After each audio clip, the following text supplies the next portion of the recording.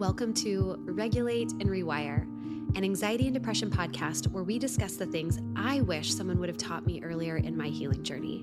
I'm your host, Amanda Armstrong, and I'll be sharing my steps, my missteps, client experiences, and tangible research-based tools to help you regulate your nervous system, rewire your mind, and reclaim your life. Thanks for being here. Now let's dive in. So we have all heard the saying that you can't pour from an empty cup. But I'd also like to put a little twist on this today and say that you cannot add to a full one either. I have heard from so many of you some version of there is a forever imbalance between my capacity and load. I feel like I'm stressed out more often than I'm not, and I don't know where to start.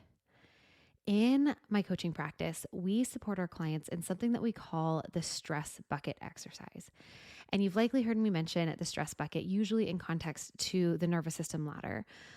But I want to walk you through this exercise, all 4 steps of the stress bucket exercise that we do with clients behind the scenes inside my practice.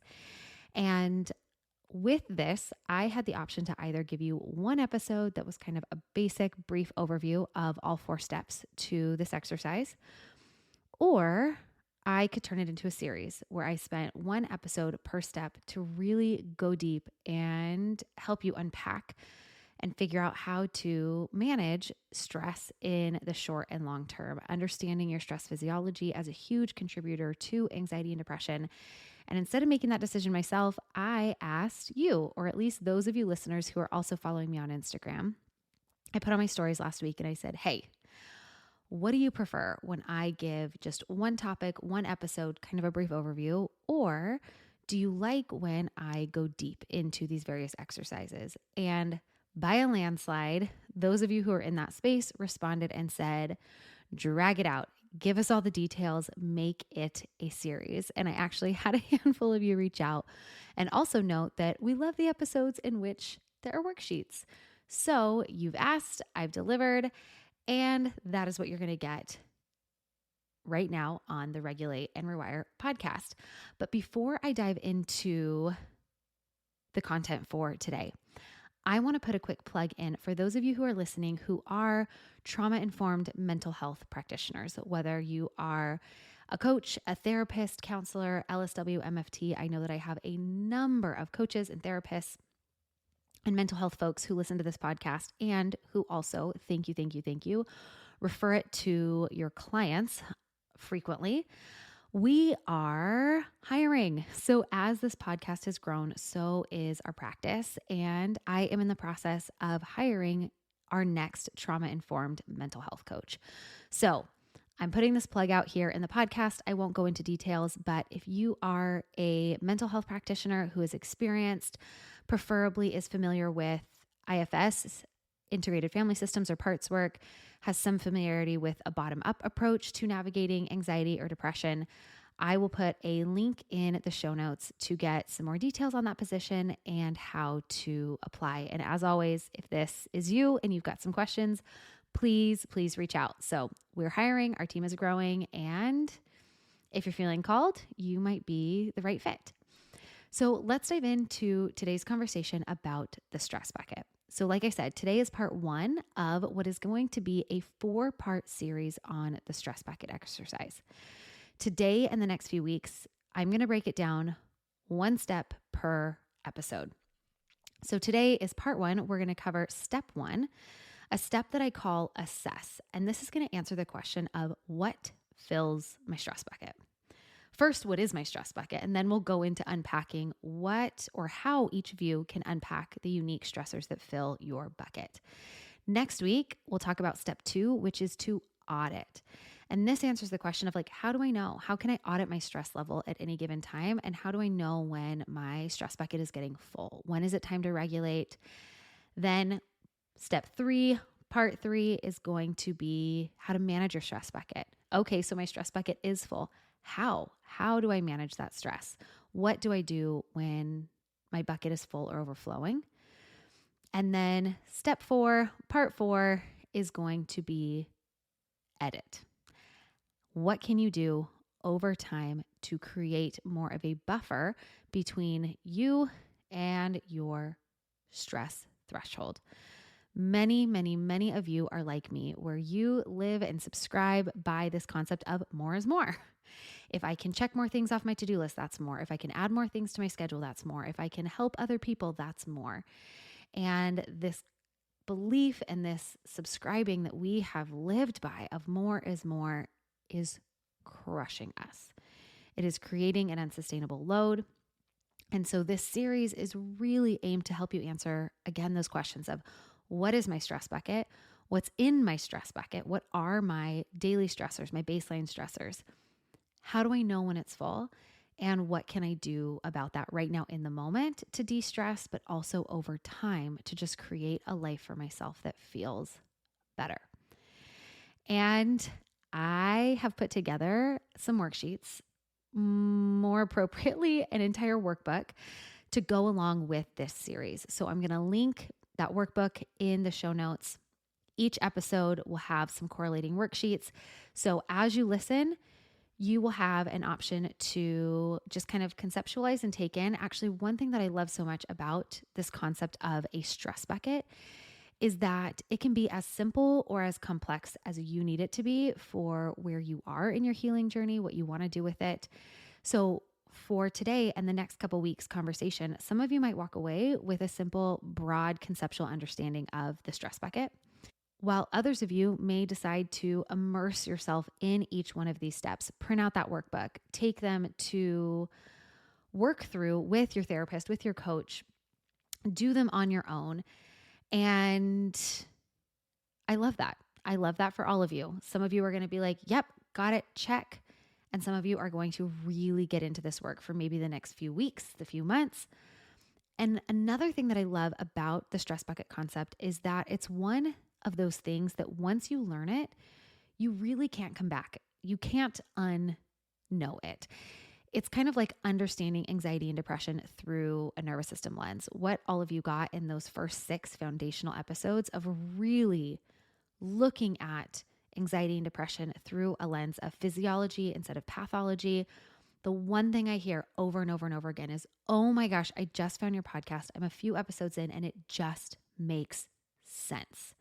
When you come to understand anxiety and depression through a nervous system lens, there's no going back from that. You will forever think about your symptoms and engage in your healing journey in a new way, through a new lens.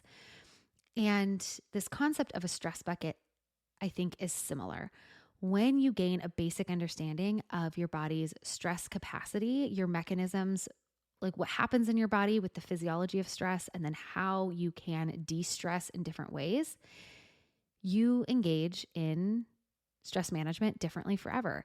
And I know that that might sound a little bit dramatic, but it's true. It's been true for myself and so many of our clients who now use this stress bucket exercise as both a big audit on their whole life, as well as a daily practice.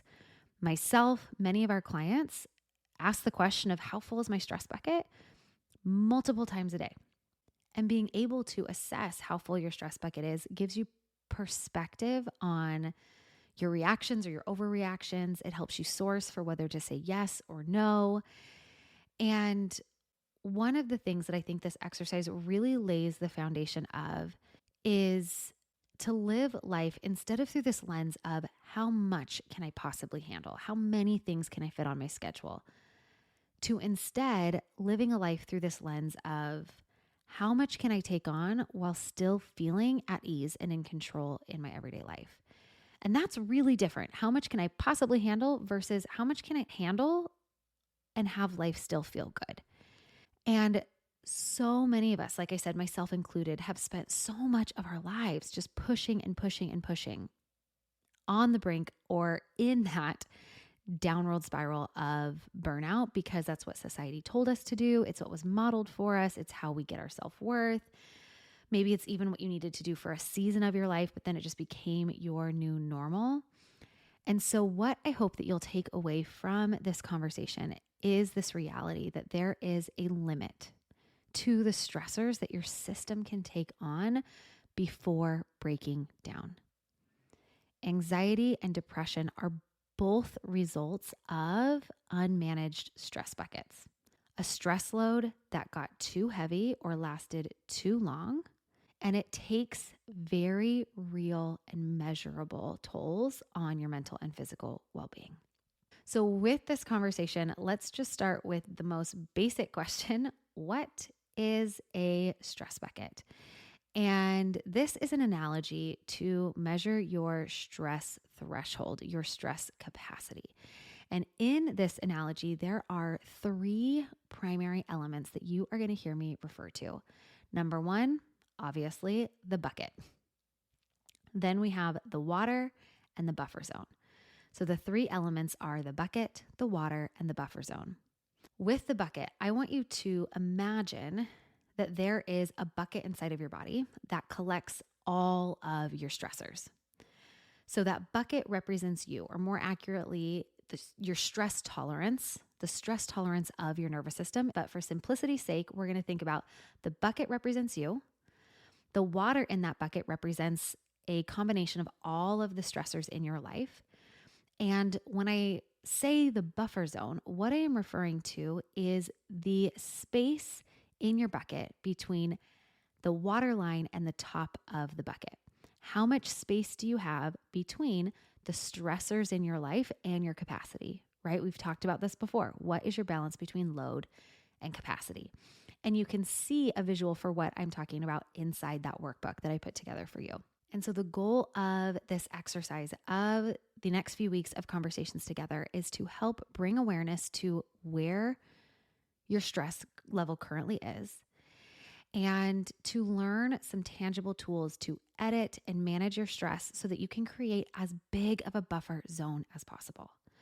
When you are living your daily life with your stressors an inch from the top of that bucket with a tiny, tiny buffer zone, what happens when you're waking up and you're basically already tapped out for capacity is that all of the daily stressors, all of the small parts of being a human, a parent, a student, a professional, whatever your daily life entails, all of those daily stressors feel overwhelming and like too much.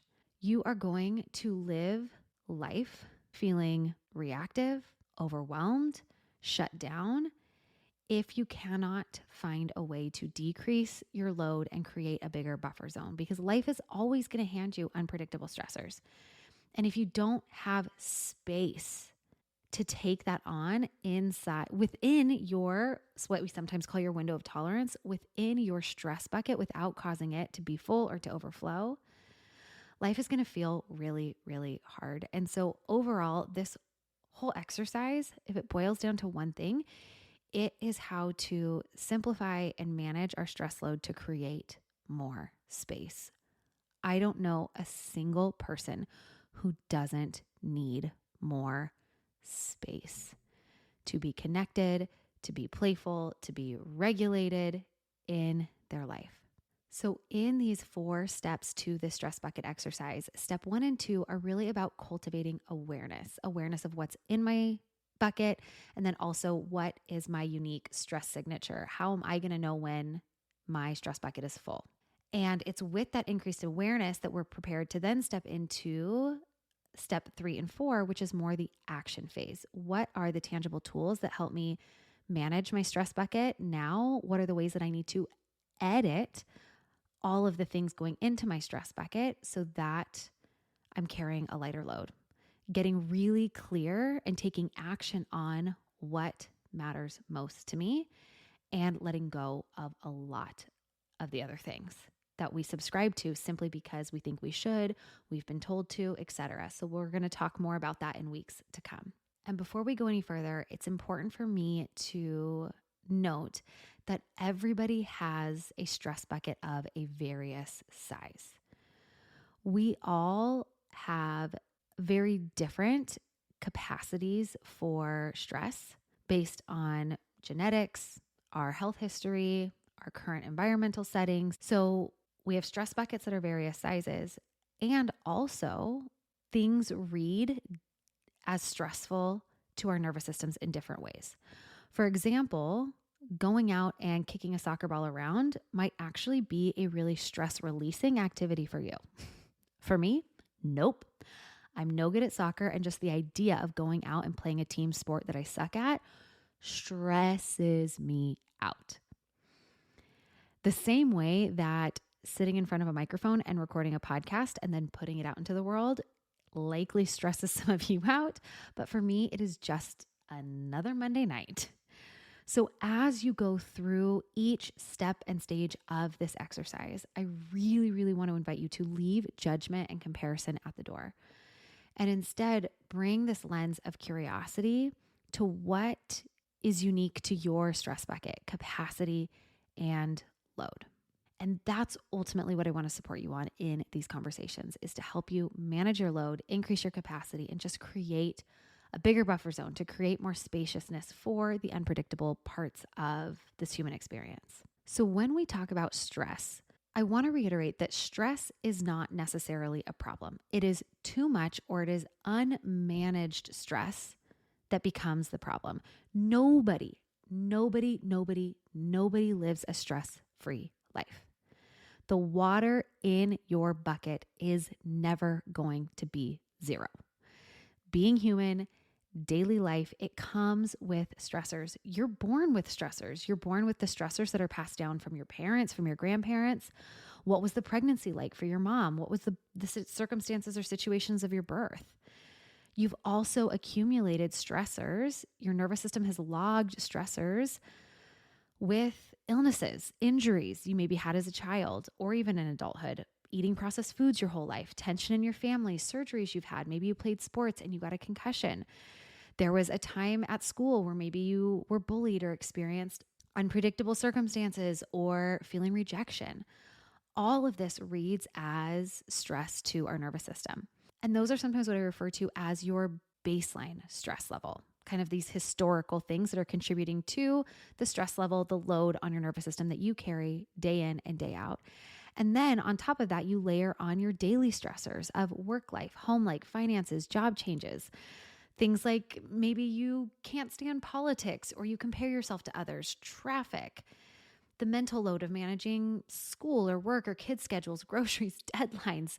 There are a lot of things that go into navigating and living in modern day society. And so life comes with stressors. That's fine. It is when there is an imbalance between capacity and load, or when there's an imbalance between the amount of stressors coming into your stress bucket and your ability, your coping skills, your ability to manage and to let out some of the stress in your bucket at the same rate. And the 4 steps of this stress bucket exercise are designed to give you leverage over your stress situation through those 4 steps. Again, assess, audit, manage, and edit. And as I present these in order as step 1, step 2, step 3, step 4, I do just want to put a little plug in to let you know that these steps are not perfectly linear. You are going to do some auditing while you're editing and managing. I teach these in this order because this tends to be the layer in which they make the most sense, the layer in which they need some attention. I love that the first 2 steps really build awareness around stress management. And then the second 2 steps get you into that action of managing your stress. And the focus of our conversation today is on step 1, is answering this question of what is in my stress bucket. And the goal of this first step, assess, is to get everything out of your mind and onto paper where you can see it and decide what comes next. I want you to think about putting a puzzle together.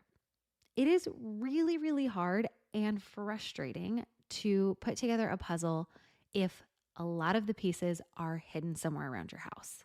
It is way easier to just go get all of the pieces, put it on the table, and then figure out how you want to organize them. That is what this is. It is putting all of the pieces out on the table, and then in future steps, figuring out exactly what we want to do with them, how we want to manage them, how we want to edit them, how we want to do things differently, what we want to delete, what we want to delegate.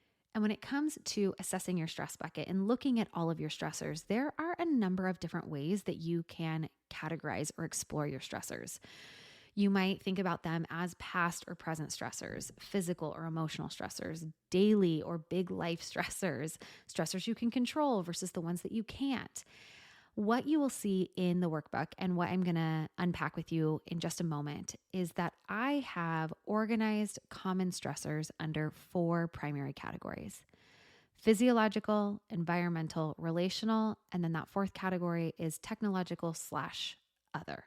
And as I unpack each of these categories, I want to invite you to listen and just mentally reflect on, maybe even explore a little on what stressors are in that category for you. What am I saying where you're like, yep, yep, yep, not doing enough of that, too much of that, perfectly whatever I need to be doing there. And to reflect on how heavy certain things feel for you versus others. And then later, if you choose to, I want to invite you to sit down with the workbook pages for this assess step. I've given you a separate page for each one of these categories, and I have also given you a page in the workbook where I list out some common stressors in each category. So don't feel like you need to take notes on this podcast like I know some of you so diligently do. I've taken some of those notes for you, so you can find that there. In this exploration, especially if you choose to do it on paper, you will see that there's a place not only to explore the elements in each category that are heavy or hard or stressful, but also what it is about each category that feels neutral or helpful, things that feel supportive or help to decrease your overall stress levels. So, unpacking this first category, which is physiology. This is one of my favorite categories to unpack with clients because it gets into my particular specialty, which is lifestyle design, behavior change work, really helping people audit their lives for more regulated living in a way that, again, impacts their physiology in a positive way. Because the reality is that we all have some pretty universal physiological hardwiring of things that either support de-stress or contribute to stress. And what you'll see listed under this category in the workbook are things like sleep. So, inviting you here, again, from a place of curiosity and non-judgment, what does sleep look like in your life right now? Are you getting enough sleep? Enough being an average of 8 hours. What's the quality of that sleep? How consistently are you getting to bed and waking up? Looking at movement. Is there too much, too little? What type? How do you feel after you do certain kinds of movement? Looking at nutrition, things like hydration, gut health, macro and micronutrients, right? If you are depleted in any way, whether you're depleted too little movement, you're depleted in too little rest, if you're depleted from the calories that you need to consume to sustain optimal function, maybe you're depleted in your vitamin levels. Those will read as stress to your system. Your nervous system is constantly scanning inside you as well as outside you and within the relationships in your life to determine stress, threat, or safety. You can look at things like water quality. Are you eating in a way that is healthy and helpful for blood sugar regulation? What is your emotional relationship with food? That all will play a role in your physiology.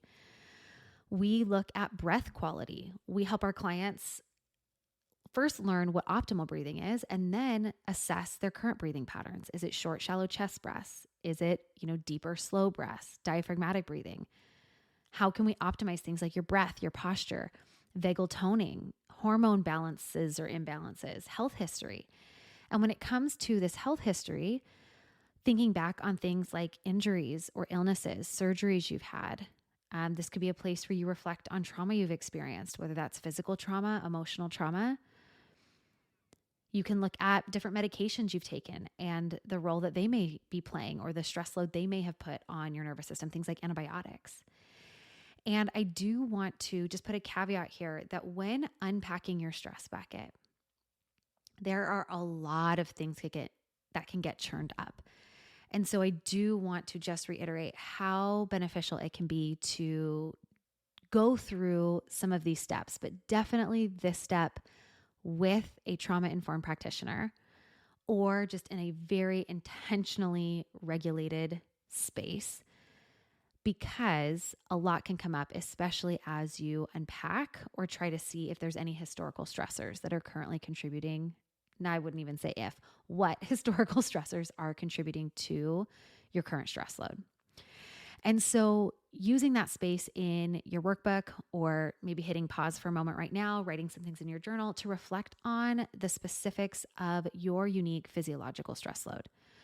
What do your current habits look like in the areas of sleep, movement, nutrition, breath? Are they supportive? Are they stressful?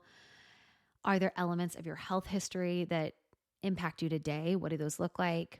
And again, as you explore those categories, what feels heavy, neutral, helpful? What feels stressful? What feels supportive? Then the second category of common stressors is environmental stressors. So this can be some just basic things in your environment. Are you physically safe? Do you have any obvious health risks, right? Are you in a place where there's mold or unhealthy air quality? All of that can be stressful for your system. And then observing the different environments that you're a part of. Most often, this involves a home environment and a work environment. So, unpacking the stressors or de-stressors in your home environment. What are all of the decisions that you have to make in your roles at home? The management tasks. Is your home a cluttered place, an organized place? What about your work environment? What's the workload like? Projects, deadlines. I've put finances here. There's going to be a couple things that you see listed under categories that you're like, are finances an environmental thing? In some ways, yes. In some ways, no. If you want to reorganize these categories, you absolutely can. But financial stressors, that could probably be a big category in and of itself. Do you have financial security? And if not, okay, to what extent is that adding to your stress load? Looking also expanding out, considering part of your environment as being the society that you're a part of, global issues at hand. Have you experienced marginalization? Do you feel, again, physically safe in your environment? What's your neighborhood feel like? Can you walk down the street without being too worried about it? And what I've also put here is time in nature. So that is an environment where if there is a lack of time in nature, that reads as very unnatural to our system. There is so much research out there that shows that things like getting morning sunlight in your eyes, spending time in a green space, walking barefoot in grass or in a green space, all has very, very positive outcomes for our mental and physical health. So using that space to reflect on what are some of the environmental stress load pieces that make up the water in your bucket. And then the third category is relationships. A relationship with yourself. What are the thoughts or the beliefs that you have about yourself? What's your form of self-care look like? And then looking at your relationship with others, reflecting on what relationships feel safe and rejuvenating in your life, as well as what relationships feel unsafe or draining. Where do you need some boundaries? And I want to pause here to again remind you to intentionally and proactively make this as guilt-free of a space as possible. And I think that this can be especially tough to do right here in the relationship category. And so I just want to remind you that acknowledging that there are or have been relationships in your life that are hard, or people who have intentionally or unintentionally caused you hurt, is okay. You are not saying that they are a good, bad, right, or wrong person necessarily. You are just acknowledging some of the impact that they have had on you. And then you get to evaluate what, if at all, or how that relationship needs to look moving forward in your health and your healing. I love my parents. I think they were incredible parents who did the best they could, did far more good than they did harm. And when I unpack my stress bucket, I also include in, things that were modeled for me or ways that I was parented, aspects of those relationships that have added to my stress load, that have changed the way I view myself or my worldview. And I can say this publicly because my parents know that I have so much respect for them. And there are aspects of the way that they showed up or the way that they parented that added stress load to my bucket, things that I'm still even unpacking now in adulthood. And so I think that's where there's a lot of guilt, is around like, putting parental, some of you are like, of course my parents are a huge component of my stress bucket. You feel no guilt at all. Others of you are like, ooh, wait, what? And another place that guilt often comes up for our clients here is acknowledging how much stress they feel about their spouse or their kids or stay-at-home parents about home tasks. And I just want you to know that you are not alone if you feel like your kids are the most stressful part of your life. And that doesn't make you a bad parent. It doesn't mean that you love your kids any less. What it likely means is that you are a parent who needs more support. Your stress bucket is full. And maybe there's even an element of some inner child healing that you need to do, which for so many of you is exactly why you're here listening to a podcast like this. And I am so proud of you. So anyways, I have digressed, but just please be so gentle with yourself as you unpack this stress bucket. Other things I've put in this category of relationships are, do you have an overall sense of belonging? What does your social engagement look like? What activities or plans do you have on the calendar? Do you have a sense of purpose or contribution societally or relationally? What are your hobbies? So again, using that place or just this time to hit pause and reflect on, what is contributing to your stress load relationally? And then that fourth and final category is technology/other. Technology, especially phone and computer use, has become such a moment by moment player in our lives. And there will be whole episodes in the future on the impacts of technology and social media and what it does to your eyes and what it does to your brain, etc. Dopamine, all of it. But right now, I just want you to unpack and explore the types of tech or media that you're consuming on a regular basis, the time that you're spending with those various types. Is it TV shows, movies, video games, social media, other, and just really reflecting on how do I feel during or after consumption. And the other here could be just anything and everything else that's unique to you. Big life changes, other mental load items, emotional triggers. I want you to have a space to unpack your unique stress load. And as you do this exercise, not everything or even every category may resonate or relate to. That's okay.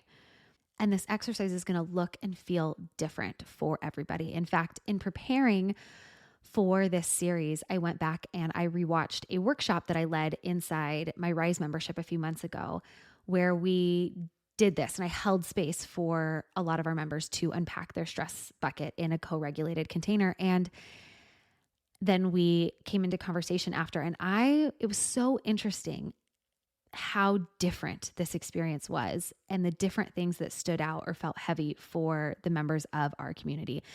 And if you happen to join Rise at some point in the next few weeks or while doing this work, the replay for that workshop is in the membership and I think could be a great supplementary resource for unpacking your stress bucket. Now, what you'll see as the last page for this assessment section of the workbook is a list of 6 deeper assessment questions.